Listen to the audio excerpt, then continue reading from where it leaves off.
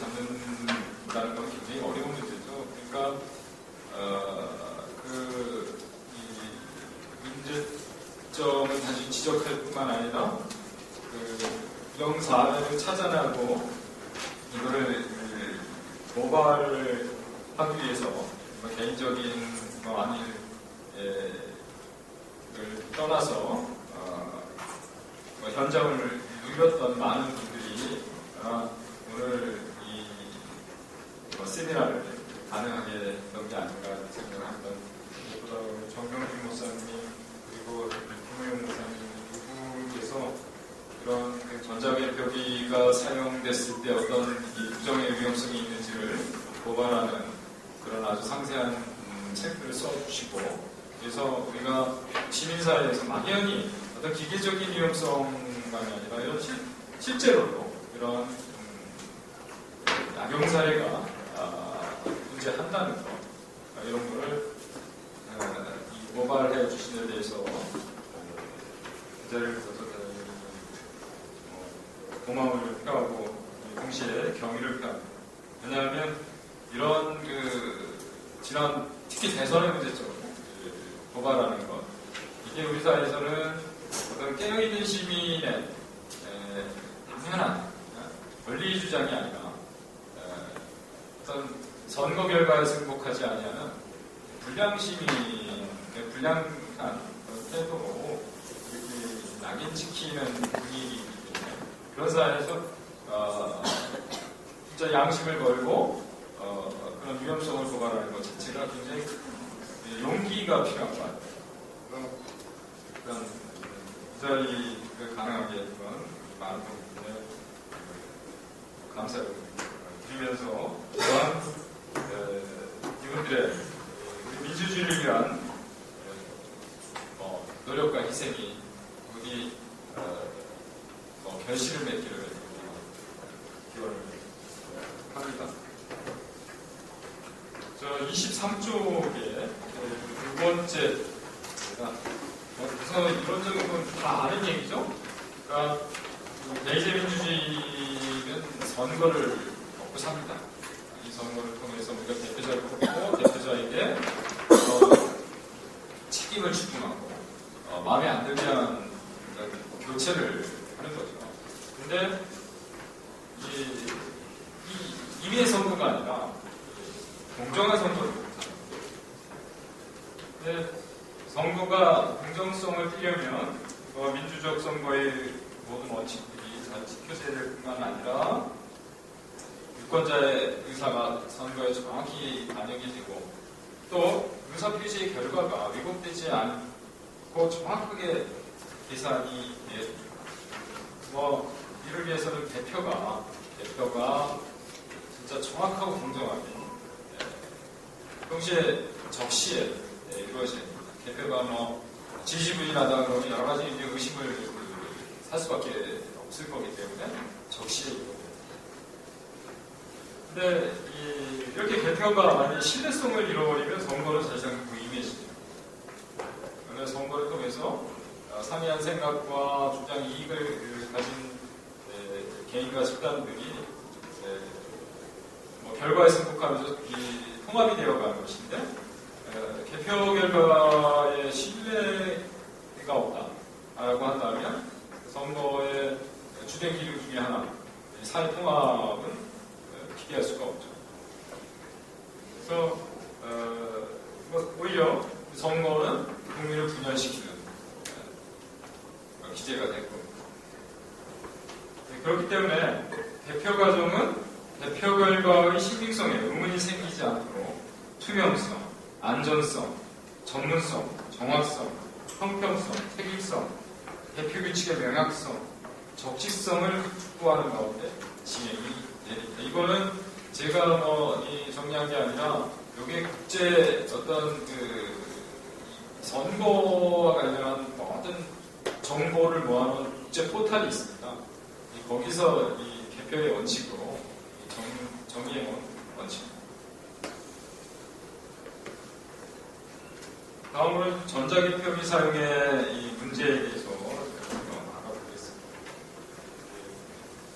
24쪽 중간에 우리 헌법은 이 개표 방식의 대강에 대해서 명확하게 법률로 확정해 놓을 것을 요구를 합니다. 이걸 뭐 우리 전문 용어로는 이 중요한 사항, 공동체 생활에서 본질적 의미를 갖는 중요한 사항은 국회가 법률로 명확하게 확정을 해야지 이걸 그냥 막연하게만 규정해놓고 예를 들면 대통령령이나 또는 뭐 중앙선거관리의 규칙이라든가 이런 데 맡겨서는 안 된다는 겁니다. 여러 가지 이유가 있는데 일단 이런 헌법적 원칙의 관점에서 보면 이 전자개표기를 사용할 것인지 뭐 사용한다면 어느 정도 사용할 것인지 그리고 이 투입되는 기기가 충족해야 되는 대강의 요청은 어떠해야 되는지 그리고 어떤 검증을 받아야 되는지 이런 이 기본적인 사항들은 입법자가 법률로 확정을 해놔야 돼요. 왜냐하면 개표의 속도라든가 정확성, 경제성을 높이기 위해서 기계식이든 전자식이든 개표를 위한 보조수단을 사용하게 되면 수개표만 했던 때와는 달리 이 개표 체계가 완전히 달라지게 됩니다. 그러면 그런 기기를 사용해서 한 개표의 결과가 실제 투표의 결과와 일치하는지 여부와 무관하게 그 개표의 결과를 경쟁하는 당사자들 또는 일반 국민들이 믿으려고 하는 태도 이런 것에 이제 영향을 미칠 수밖에 없어요. 개표 체계에 근본적인 변화가 있다면 이거는 수용 태도에 영향을 미친다. 그렇기 때문에 여기 어떤 방식으로 개표를 할 것인지는 굉장히 중요한 문제가 돼요. 그래서 이 문제에 관해서 분명하게 공직선거법에 규율을 해 많이 될 때 우리 공직선거법이 계속 지금 전자개표기 사용 문제와 관련해서 이제 논란이 벌어져서 다소 작년 1월달에 언론입법의 형식으로 법을 개정을 했죠. 그래서 정규 선거에도 이른바 기계장치나 전자조직을 사용할 수 있던 명시적인 근거를 작년 1월에서야 마련을 했습니다. 본선거에도 사용할 수 있는 근거를. 그런데 그럼에도 불구하고 여전히 우리 법을 분석을 해보면 문제가 굉장히 많이 있어요. 뭐가 전산 조직인지 이거에 대해서 명확한 정의가 없어요.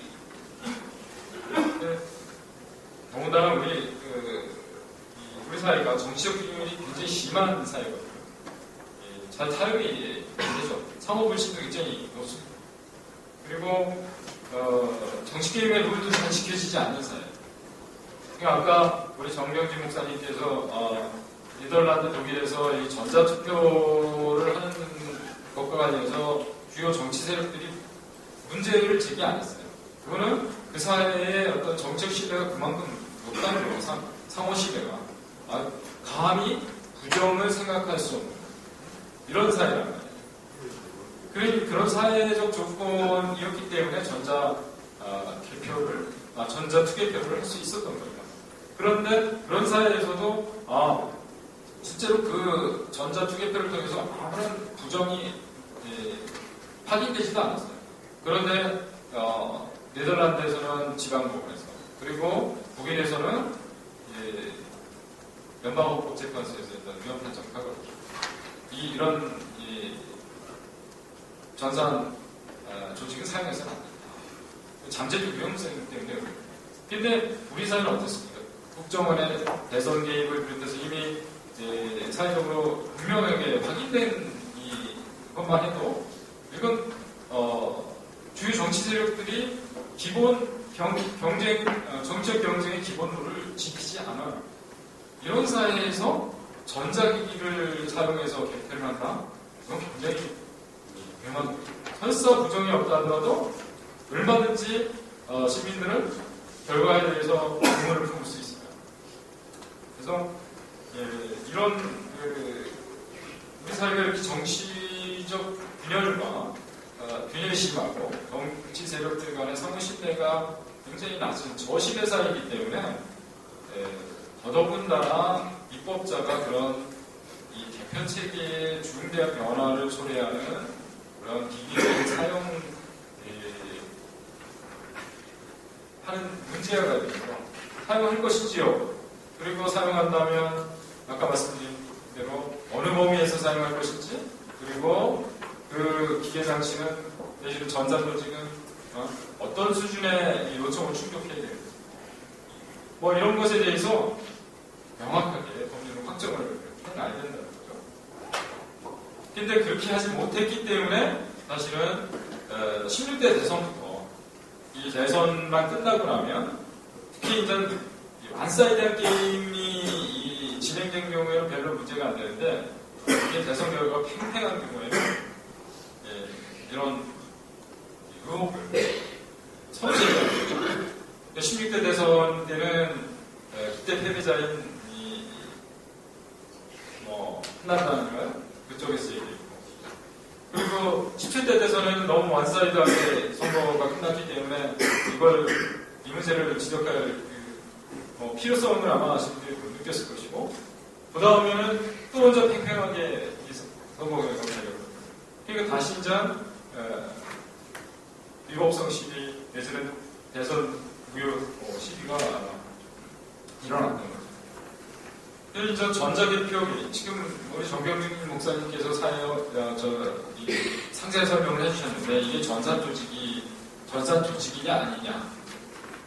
이건 전산조직으로 보면, 이건 작년 1월 법이 개정될 때까지는 정규 선거에는 사용할 수 없게 됩니다. 그런데, 그러니까 이제 중앙선관위나 대법원도 이걸 전산조직으로 안 보려고 해요. 근데 전산조직으로 보지 말아야 할 그럴 어떤 또 필연적인 근거도 없어요. 그렇기 때문에 이제 계속 이게 논란이. 그런데 그러면 시간 관계에서 제가 상세한 설명은 드릴 수가 없고, 그러면 작년 1월에 법이 개정이 됐는데, 그러면 문제는 다 해결된 겁니다. 앞으로 이제 전자개표기는 정기선거에 아무런 문제 없이 사용할 수 있는 거냐 하는 문제가 이제 제기됩니다. 그런데 법이 부분적으로 개선이 된 게 아니라 개혁이 됐어요. 아까 말씀드렸지만 전산 조직에 대한 정의도 없죠. 또 다만 읽고 있는 것은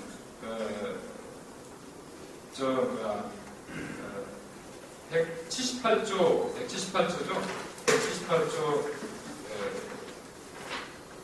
1항에 2항이죠.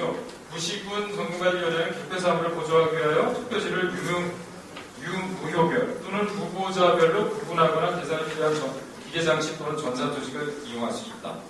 요거예요. 그러니까 용도만 딱 정의를 했을 뿐이지, 전산조직 자체에 대한 정의는 조금 더 들어가 있지 않아요. 근데 더 위험한 건 뭐냐면, 공직선거법 278조 제4항을 개정을 하면서, 원래 전산조직을 사용하려면 여기 이게 투명성이나 안전성, 신뢰성 이런 거 확보하기 위해서 경쟁의 당사자들과 협의를 해야 돼요. 교섭단체와 협의를 해야 되는데, 이제는 이런 기계장치 내지는 전산 조직을 개표에 사용하는 데는 정당 교섭단체와 협의할 필요도 없게 만들어놨습니다. 근데 여기에 사용할 수 있는 전산 조직이나 기계장치의 어떤 수준이나 퀄리티 이런 거에 대해서는 법이 아무런 어떤 명시적인 그런 규정도 안 해놓은 상태에서 이걸 선관위가 알아서 결정할 수 있게 만들어놨습니다. 그래서 이게 논란의 소지를 없애려고 이 개선을 우리가 볼 때는 오히려 앞으로 더 논란을 불러일으킬 만한 그런 규정이 들어와 있다는 거죠. 자, 그렇다면 전자개표기는 믿을만한 것인가? 이거에 대해서 우리 정 목사님께서 소상히 이렇게 문제점을 지적을 해 주셨어요. 그러니까 여기서 특히 문제가 되는 거는 이제 가장 치명적인 문제점은 전자개표기가 여러 가지 그 신뢰성도 없고 이 고장률도 높고 홈표도 발생하고 이렇기 때문에 그 얘기는 뭐냐면 수검표는 필수적이다. 그런데 그 문제점을 보완하는 건 수검표죠. 그런데 수검표는 형식화되고 있다.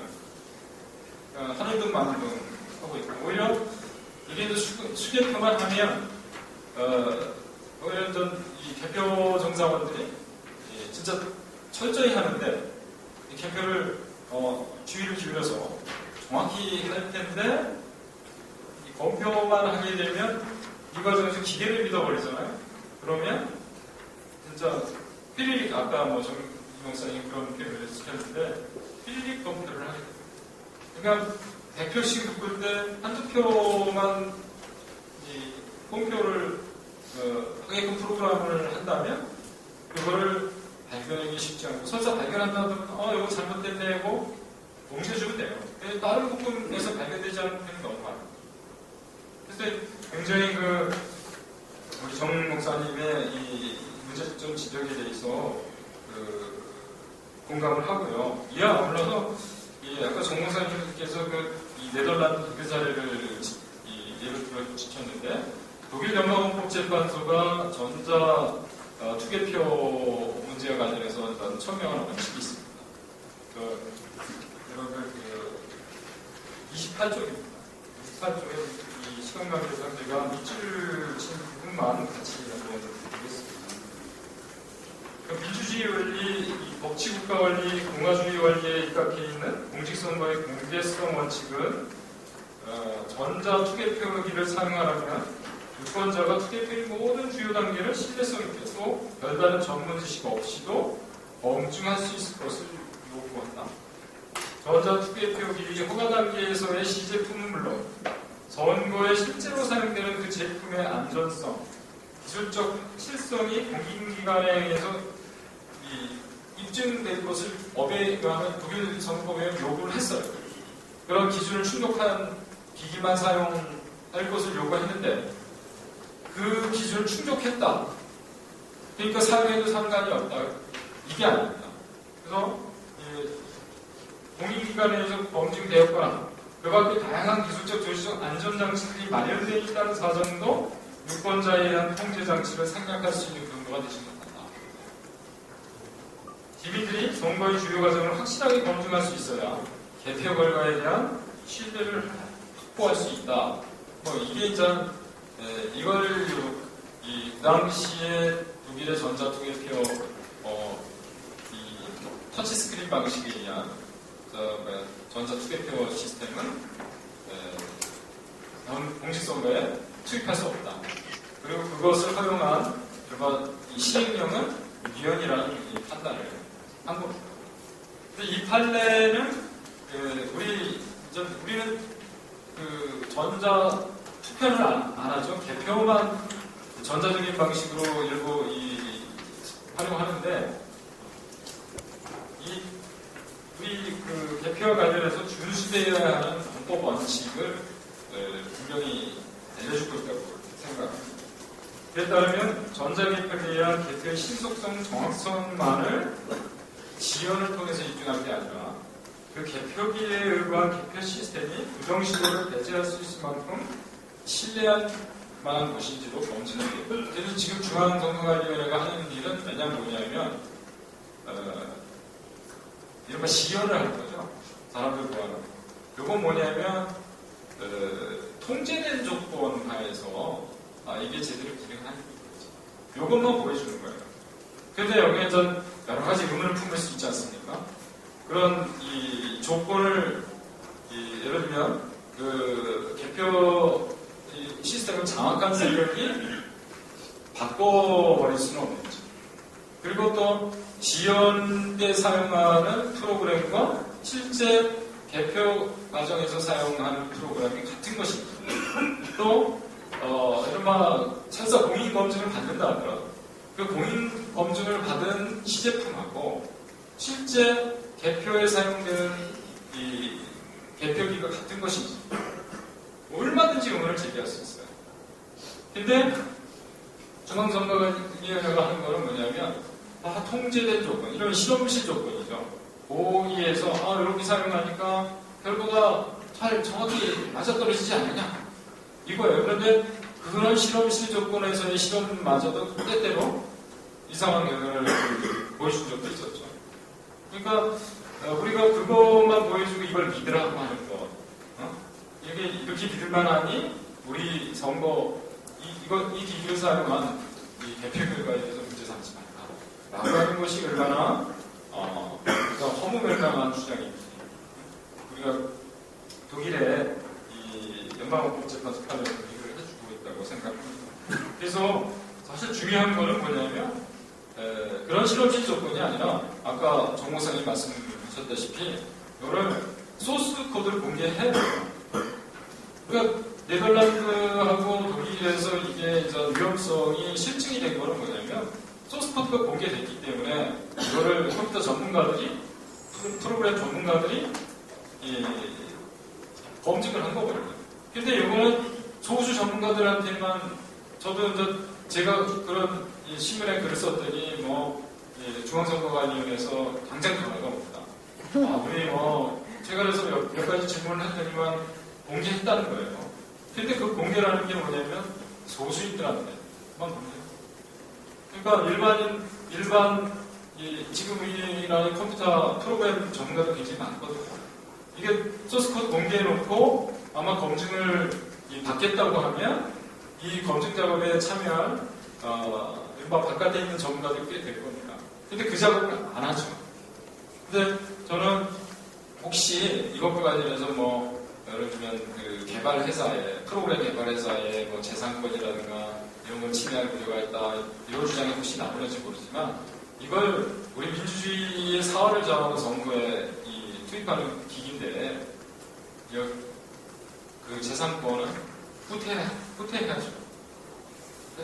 이 민주주의가 훨씬 더 높은 가치를 갖기 때문에 부분에서는 소스코드를 만약 사용하려면 소스코드 공개가. 그래서 이른바 진짜 해킹을 할 수 있는 능력을 가진 많은 시민들의 전문적인 검증을 받으라는 거죠. 그래서 그러면 이 전자개표기는 악용의 위험성에도 불구하고 과연 사용할 만한 가치가 있는 거냐 하는 거죠. 자, 29쪽입니다. 우리 정 목사님께서 현재 사용되고 있는 전자개표기가 빈번한 오작동, 높은 비분율, 홈표 발생 여러 가지 문제를 안고 있다는 점을 잘 지적을 해주셨습니다. 그러니까 이런 문제 때문에 수검표는 불가피하죠. 수검표 내지는 하여튼 사람에 의한 노력의 감이 생각할 수 없는 요소예요. 자, 근데 이제 개표 결과의 신뢰성을 높이기 위해서 수검표를 제대로 한다면 전자개표기에 의한 개표의 신속성과 경제성 따라서 전자개표기의 효용성은 그만큼 떨어질 수밖에 없어요. 이거 빨리 하겠다고 그래서 인건비 줄이고 이러기 위해서 이제 이거 기계 사용하는 건데 수검표를 정확히 해서 신뢰성을 얻겠다라고 하면 그만큼 개표 시간을 늘어나는 거죠. 그러면 이 기계를 굳이 사용에 대한 효용성 그만큼 저하될 수밖에 없죠. 게다가 뭐냐면 우리나라 선거가 예를 들면 미국 선거는 거기서 선거를 통해서 뽑는 이 공직자들이 엄청나게 많아요.